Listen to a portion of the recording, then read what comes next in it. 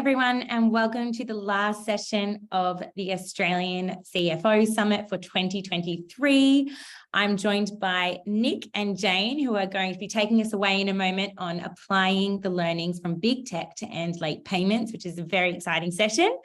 I know you're probably all familiar with this by now, but as with every other session, we do have the Q&A function down the bottom. If you have any questions throughout the session, just pop them in there and we'll pick them up at the end. And without further ado, I will hand over to you both to carry us away. Awesome. Excellent. Thanks, Katie. Much appreciated.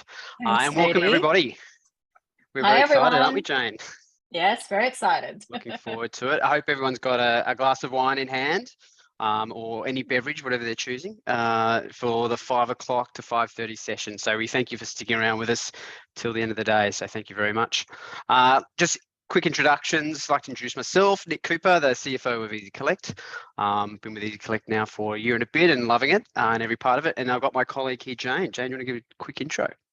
Yes, thanks, Nick. Good afternoon, everyone. I hope you enjoyed this session with us. My name is Jane, and I'm the head of customer success here in ezyCollect. I lead the customer onboarding, success, support, and operations side of things. And today we're going to talk about big learnings from big tech companies to end late payments. Nick, do you want to share our amazing slides? Oh, yes. Let me just do that 1 second. Let me share screen. Bear with me. Fantastic. Bear with me, guys. All right. Should be coming All through right. now. Yeah, excellent. All right. Today's Right. agenda. Do you want to take us through today's agenda, Jane? Let's have a look. Yeah, absolutely. I'm so excited to talk about this. Key things that we want to focus on for today's topic are basically, this is very close and dear to our hearts and mission, which is 0 days late. And what is the significance of this to small and medium enterprises? What are the big changes in the payment technology that we're seeing? And how are the big tech companies approaching payments, really? And most importantly, and the final ones is obviously for all of these, how do we apply these learnings to your business? And hopefully you can pick up a few tips and tricks here after this session. And obviously we're very happy to answer any questions that you may have. Awesome. So to kick off, I think Nick would like to talk about the whole 0 days late, right? Absolutely. And maybe the problem first. Absolutely. And look, before we sort of jump into the exact kind of what do we mean by 0 days late, let's just talk about the problem. It's very problematic within B2B, and that is the whole payments flow. And payments in the B2B world, as you all will experience and know, it's messy, it's complicated. Suppliers want to be paid in certain terms. They want predictable cash flows. But there's actually really limited visibility and control over how that flow works within the system. There's a lack of transparency and information in that process. When are people going to be paying the bills? What authorization levels do they have? All of this causes disputes. It causes inefficiency. It causes delay in the B2B payments space. And it's in the current economic climate, this is something that really needs to be, I guess, looked at and assessed by every business because it's really critical for cash flow. And if we take any sort of standard customer client relationship, typically there's like terms of 30 days, but we all hit and hope that on that 30th day, that invoice is going to be paid, and that money's going to be coming in.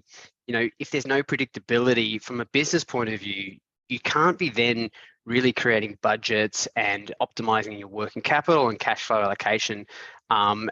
And that means you're holding buffers and you're like relying on, accounting for some sort of bad debts, things that are going to go unpaid. And that's just causes, like I say, inefficiencies within the business. And if we can eliminate that, then we can really unlock extra cash that you have within it, within your actual whole company and your business. So, it's a lot of what it happens today is it's based on trust and it's based on relationships. And what we can do is, in the future, we can start to look at the way technology can help replace some of that, or I guess give certainty around some of that so that you can make sure that you get paid and that you don't have 0 days late. So, as I jump through to the next slide. So when we say 0 days late, this is pretty much the nirvana, I think, for any business. It means that You're no longer chasing late payments. Your AR team is, free to kind of do it in advance collections. And, if you're really lucky, you could even be getting paid early. I mean, that's where we want to be taking everything today. And what we see is able to unlock that is the technology that is around today, and it's being used within big tech at the moment to ensure that they get paid on time. Actually, they get paid early, and they get paid pretty much every time. If we jump into the next one here, we've got some logos on screen that you've seen, and they're all brand names. They're all people that we know. We probably all interact with them, and the way that they get paid is typically in advance. I mean, even Tesla, when they had their Cybertruck, you paid $100 up front and you get a car maybe in 3 years' time, 4 years' time. All of that is creating working capital and funds within the business that is free because they're getting paid in advance for something they actually haven't delivered yet. So, and those funds can be used to grow the business. So, I mean, outside of their impeccable brand power, what are they doing to unlock payments and get paid faster? I guess in simple terms, it's about the simplicity of the ecosystem that they've got, the frictionless experience that they give clients and customers and how they pay. And if you are able to create a frictionless experience, then people will be more inclined to pay. And that's something that we've seen within our own business very much, like the way that the businesses that we work with, they certainly, if you create new channels, you create new avenues, and you make it an easier experience to make a payment, then people are going to be paying upfront. And Jane and I, as we were preparing the slides and some of the content for today's session, we were reflecting on, I guess, an experience that we had, only a couple of weeks ago. Very recently, I must say as well. And it was a delightful one, I must admit. It was, it had a good outcome. We'll see why in a moment. But it made us reflect on how Uber Eats, for example, has utilized some of the payment technology to really kind of revolutionize the way a standard, let's say, in our example, a cake shop really works. So, and like I say, this was a real world example. It only happened to us a couple of weeks ago. So we had a birthday in the office, and we sent Sesh down to collect some cakes for one of their team members. It was something he usually does. He loves cake, so he was more than happy to go out and collect it. But it was true. We went off to a new cake shop. We wanted to try something new. We didn't have an account at this location. And so he got down there. He was able to kind of like pick up what he wanted, but he was able to set up an account for the organization. He didn't have a card for this, but he was able to kind of go and get an account set up, and that was great. So anyway, he got the cake. He came back to the office. That was fantastic. We all ate that, which is very important. We got the cake. That was the great outcome. That was a good part. Yes. He did the right thing, which is fantastic. He submitted the invoice to our payables team, and that then came through to my desk probably a couple of days later. They were a little bit held up, and I saw the price of the cake. I was like, Sesh, it's a pretty pricey cake, buddy. What was it? I know I ate it. I know it was really good, but There's no budget. Why was it so? Yeah, kind of blew the budget on that one, buddy. And so anyway, we had a little bit of back and forth, and in time, I approved it. But we were getting, I must admit, I did have the cake shop chasing me, and I said, look, I'm just following some of this up with my team, but obviously that delayed their payment. And then once I did approve it, though, we do a sort of a bi-weekly pay run, and so they just missed one, so they had to wait 2 weeks to get to go through that next pay run. Meanwhile, they're now sort of for about 5 weeks after the actual the fact, and I understood this is an issue for them, but it's also an issue for me in terms of our own internal approvals and our payment methods. So, that's just how it was, right? And it was all cleared up. Process as well, Nick. Right? Oh, hugely manual processes, and it wasn't a great experience for me. I'm sure it wasn't a great experience for the cake shop. Albeit it was fantastic cakes, and I didn't, we're not holding it back, but it was more the internal piece here that we kind of needed to address. And so, if we paid and we sent our remittance off and it was all good, and we've ordered another batch from them and it's all clear. But it's painful Jane. That was a painful process for them, painful process for us. And, you know, if we sort of reflect on how that same process would have worked if we just used something like Uber Eats, and I don't want to, you know, big shout out to some of the big corporates, but, you know, the way that Uber Eats has kind of disrupted and changed that space now, we have since set up with an Uber Eats account for which he is able to use a virtual card, and you know the little guys at Wheel have got some great stuff here. We've been able to set him up with a spend limit on certain things that he can go on. He has got that loaded into Uber Eats now. He can order the cakes. He does it from the benefit of sitting in his seat. He makes a payment. It's authorized. It's in within his authority. The invoice gets sent automatically and gets reconciled.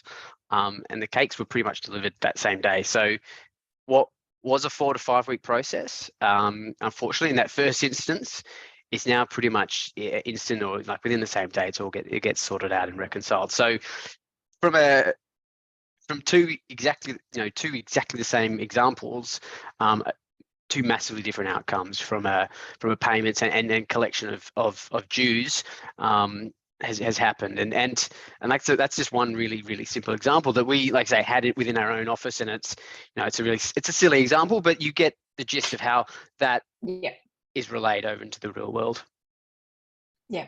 And interestingly enough, actually, Nick, we have the same client who does cakes, but they're local, right? And when we talk to them about these kind of scenarios, they go like, well, we're not Uber Eats, right? But then we educate them on the things that they can make changes. So really, it's just all about how do you adapt something from here? And then obviously we'll talk more in details on that.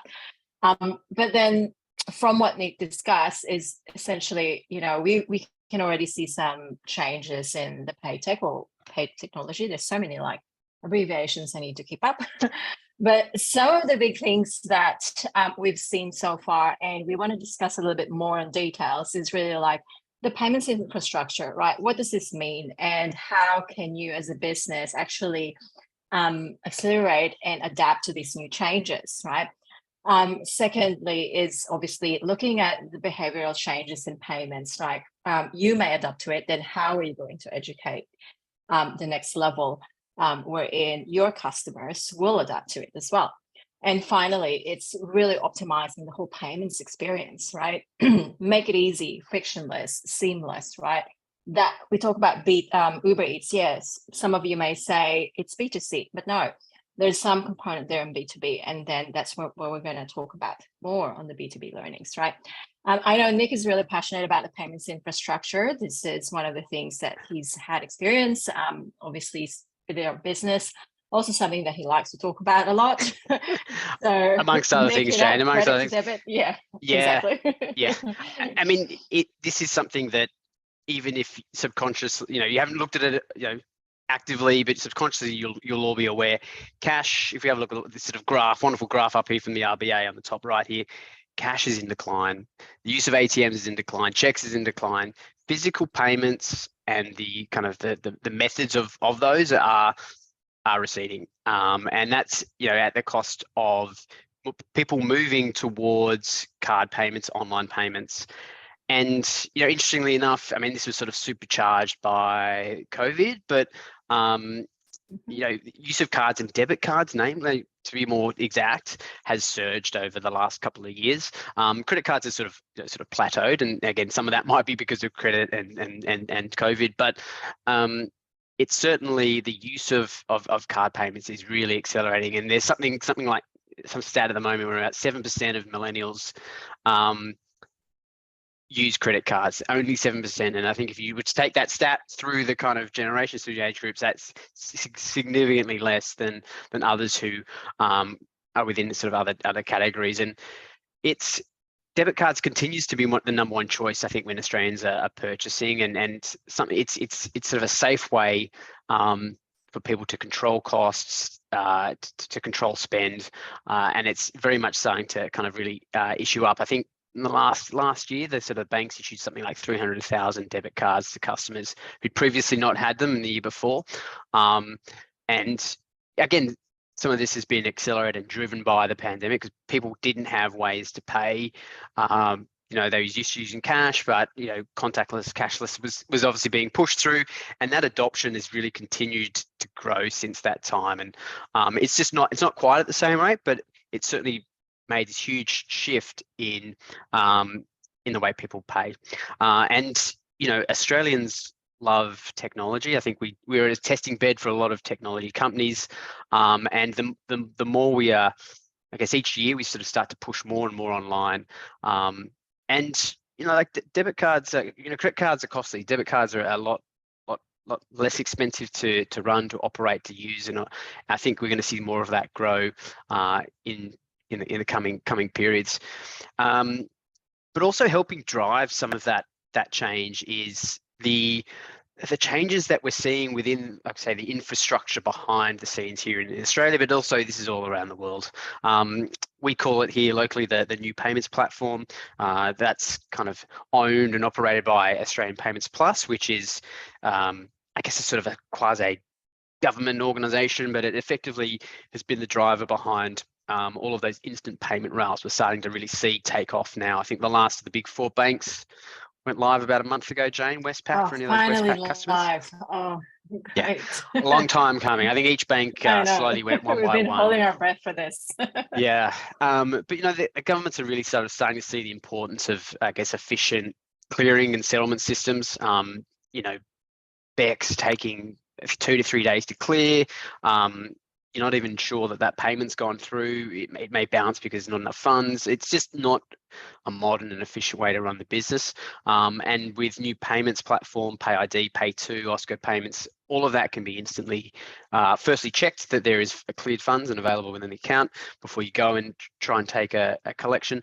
And then once that is collected, that is instantaneously back into your account. So those new payment platforms that we've got in place are going to be really key to, I guess, business payments. We see that moving forward in the future. There still will be the existing ones around debit and credit cards, like say cash, not so much anymore, check gone. But certainly those instant rails are going to be escalating and replacing some of the traditional bank transfer kind of activities that we've been seeing, those BECs payments, which take days to clear. So what has this unleashed, though? It's certainly created, I guess, opportunities for new fintechs like Wheel, like achievable, like Zepto, to really build on top of those rails and create, I guess, really business-focused products that help just streamline and make a more efficient business. And like I say, Zepto sits on top of NPP. They give really great open banking capability, and then you've got the Wheel, who obviously great organization who's set up these the CFO Summit, but their product around expense management and just some of the real-time work that they do there is fantastic, and their wallets around their borderless business accounts is all built on and utilizing some of this instant payment technology. So many technologies coming out right next. So absolutely. And this is where now businesses need to actually adopt. And so the next one that we have here is those different changes in the payments, right? So if you're still relying on the old style BECs, bank transfer, waiting for that to happen, you're really putting it in the hands of your customer to, again, make that initiative to make payments. So what we've found is, again, merchants have now planning to expand different payment methods, right? There's so many available from a consumer perspective. So let's make that available in the B2B. And some of those things could be like e-invoicing, right? And then with that e-invoice, we can have digital wallets, which I think is the next one. Yep. Excellent. Digital wallets. Obviously, QR code payments. I really love this one. This is very, very interesting.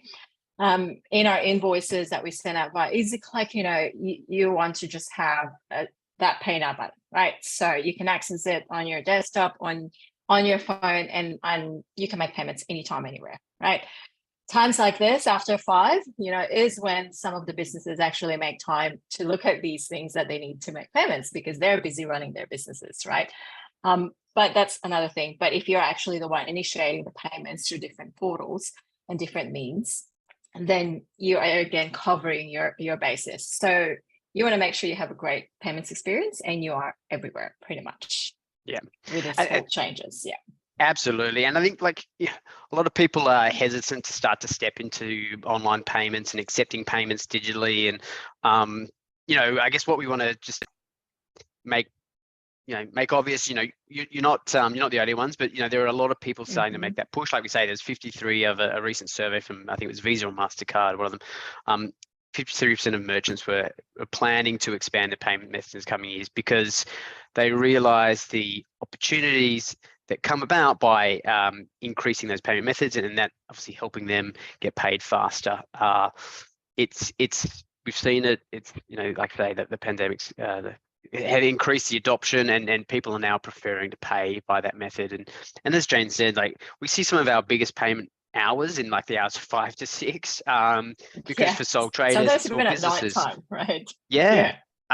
That's when they get around to paying, and they want, they might be sitting in front of the TV and they're kind of on their iPad or whatever, and they get an invoice. If they can click through a link on that digital invoice, it takes them to a payments page. They've got their credit card data saved down. They just hit pay, it gets paid. It's such a seamless and sort of minimal touch kind of activity that they're happy to pay. A lot of the time, businesses are not wanting to pay because they don't have the money. It's more around, it's just the time and the challenges that comes about by trying to make a payment. So being able to make that easy and seamless is what's key here. Exactly. And if you are on top of the list, right, and their inboxes and you're always there, then you'll be the first one to get paid, right?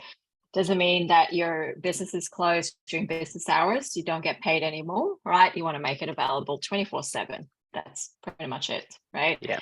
And then that just ties into the next one, which is what we can learn from these big companies, right? Nick already talked about Uber Eats. They have really good optimized payments experience.